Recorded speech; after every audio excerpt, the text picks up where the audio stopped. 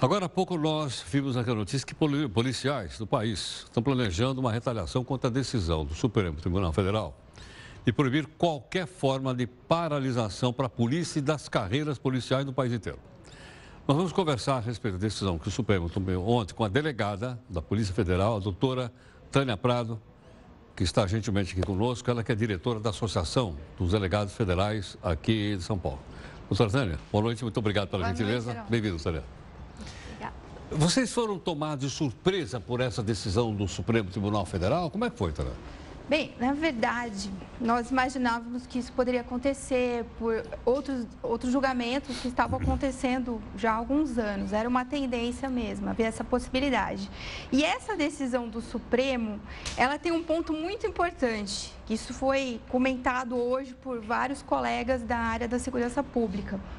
Essa decisão, ela reconhece que a atividade dos profissionais, né, os policiais, ela é completamente diferenciada de outros servidores, porque ela é imprescindível para a manutenção da ordem pública, imprescindível para a manutenção da paz.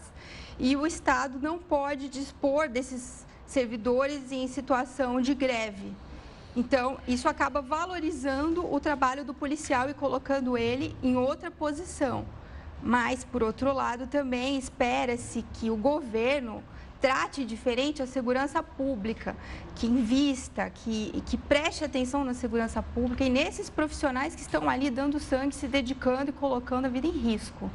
Agora, Tânia, então, os policiais, delegados, etc., não vão poder fazer, por exemplo, movimento de paralisação para reivindicar melhores condições de trabalho.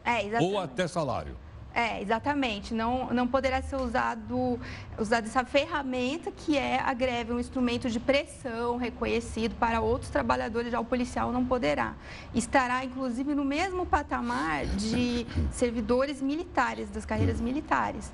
E por isso que nós vamos respeitar essa decisão, com certeza, claro, mas, ao mesmo tempo, ela reconhece aquilo que nós estamos reivindicando, inclusive, desde dezembro, nós estamos insistindo muito nessa tecla, porque nessa proposta de reforma da Previdência, o policial simplesmente foi colocado no mesmo nível de outros trabalhadores, sendo que foi completamente ignorado o fato de que os policiais têm uma expectativa menor de vida, eles sofrem riscos muito maiores do que um trabalhador comum. É até difícil de encontrar uma profissão, né, no setor privado que se assemelha à profissão do policial. O policial, ele pode ser acionado a qualquer hora do dia, ele tem que estar pronto para ir numa operação, numa diligência policial.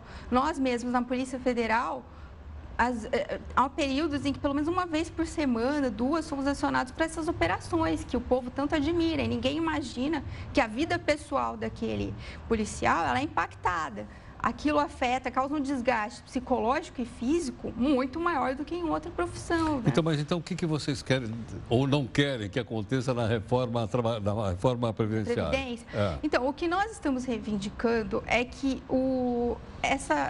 porque agora está na fase de comissão especial, vai sair um parecer do relator.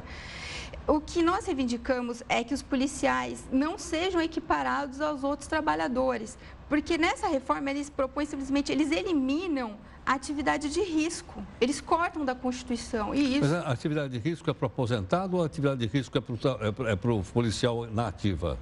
É assim, no tratamento da aposentadoria, tem uma série de regras vigentes no momento atual. E ali fala que aqueles que exercem atividade de risco, e também tem as atividades penosas e tal, aqueles que exercem atividade de risco terão um tratamento diferenciado em lei complementar. Então, hoje nós temos uma lei complementar que diferencia o período, né, de trabalho. Então, quantos anos trabalha um policial federal para se aposentar?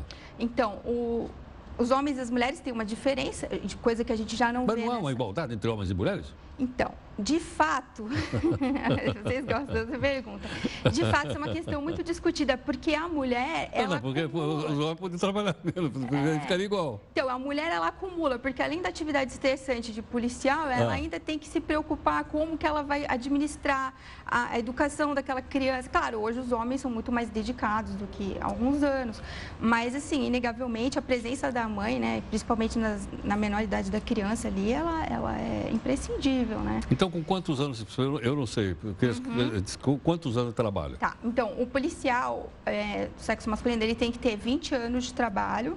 20 anos? Na polícia, exclusivos na polícia. E 10 anos que podem ser tanto na polícia como na atividade privada ou um outro cargo público. Então, são 30 anos. Com 30 anos de trabalho? 30 anos de trabalho. Pode ser 30 anos na Polícia Federal? Pode ser. Pode. Como a gente tem alguns pra casos homem? Aí para homem. E para mulher, 5 a menos. Então, 15 na polícia e 10 fora. Foi uma conquista recente, né, em 2014. Sei. Porque até então o período era igual de trabalho, né? Sei. Quer dizer, bom, acho que há outras categorias também que você pode somar o trabalho no poder público e na iniciativa privada. Uhum. Sim, sim. Vários colegas, inclusive, já foram servidores públicos do Ministério Público, do Judiciário, já trabalharam em outros lugares. Aí conta nesses 10 anos fora da polícia. Então, essa diferenciação, por que é que ela existe? Porque a gente sabe que a OIT, que é a Organização Internacional do Trabalho, ela reconhece a atividade do policial como a profissão mais estressante do mundo. E a gente não está falando só do Brasil. Claro. E quando nós olhamos para o Brasil... Mas já que você tocou no... E os policiais fora do mundo? Então, nós olhamos umas tabelas, né, dos outros países e realmente, se o Brasil mudar e colocar o policial para trabalhar até os 75 anos de idade, isso daí vai ser totalmente... Mas até 75? Porque com a reforma, todos têm que trabalhar até os 65, no mínimo, com 49 de contribuição. Mas, assim, convenhamos que não é todo mundo que começa a trabalhar com 16 anos, né? Então, geralmente, a pessoa trabalha depois dos 20, mais ou menos. Mas em outros países do mundo também não é 65, idade mínima? Não, é variado. O policial... Tem gente com menos de 65? Os policiais, geralmente, 55 anos de idade. Policial 55? 55, nos países desenvolvidos. Não sabia. Eles respeitam isso.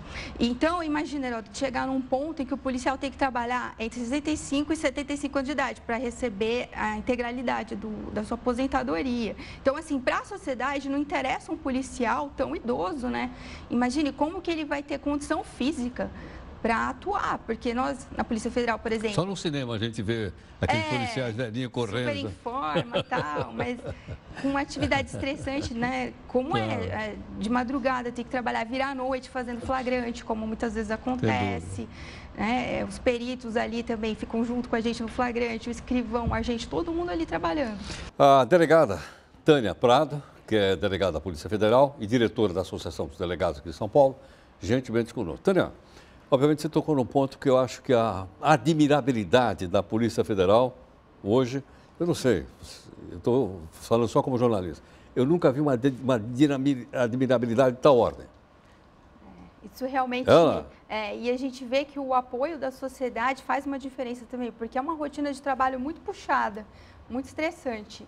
Então, quando a gente vai lá de madrugada executar um cumprimento, né? A população fica torcendo, onde é que eles estão? Ele fica todo mundo assim. E a expectativa, né? A sociedade ela tem uma expectativa muito grande quanto àquele trabalho que nós executamos. Agora, você acha que foi esse excesso de trabalho que fez com que a Polícia Federal desse essa mancada que deu agora na tal Operação Carne Fraca? Então, essa operação, ela ainda está em andamento, né? Então, assim, várias coisas estão aparecendo aos poucos, né? Toda investigação a gente tem que respeitar também, porque a gente não conhece os detalhes dela. E assim, ela mexeu com uma questão bem sensível, né? Que é a segurança dos alimentos e, na verdade, a questão principal da corrupção. Será que o pessoal exagerou naquela história que tinha papelão misturado lá no... Então, salame? Isso é um problema que acontece às vezes, porque quem está do lado de fora às vezes não imagina, né? Mas numa investigação são feitos monitoramentos de conversas, de e-mails, de mensagens, de internet, tudo. E o policial ali, você tem muitas vezes uma equipe pequena que se desdobra para conseguir interpretar o que aquelas pessoas estão falando. E a gente sempre começava, né? A tendência é começar as conversas das mais atuais para as últimas, porque se você for tentar ouvir, isso em geral, né?